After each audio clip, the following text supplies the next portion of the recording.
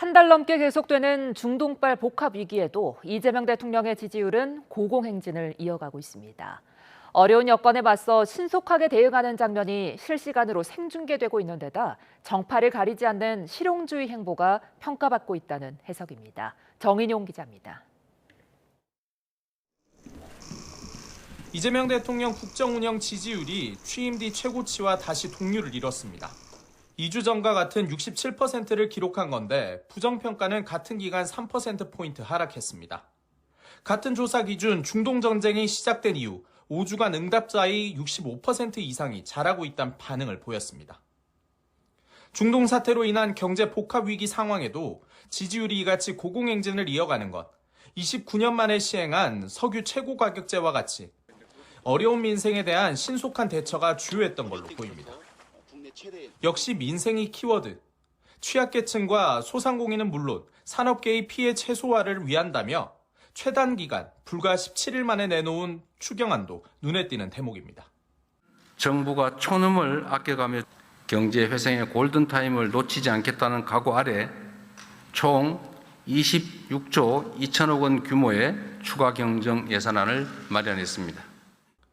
특히 1년의 대응 과정이 국무회의 등을 통해 시시각각 생중계됐다는 점도 긍정적 여론 형성에 한몫했다는 분석입니다.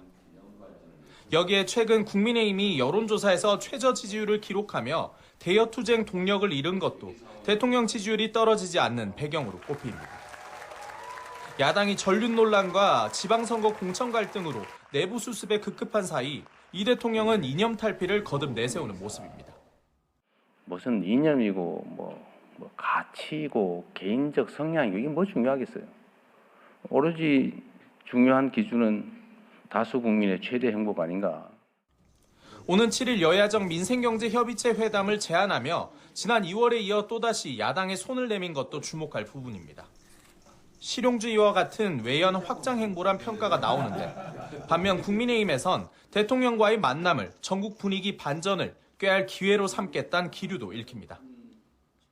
단순히 밥을 먹고 사진을 찍는 그런 이벤트가 아니라 진정으로 민생의 어려움을 제대로 전달하고 정책에 반영시킬 수 있는 그런 회동이 되기를 희망하고 있습니다.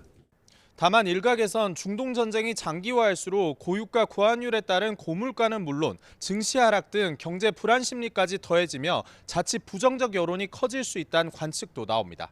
YTN 정인용입니다.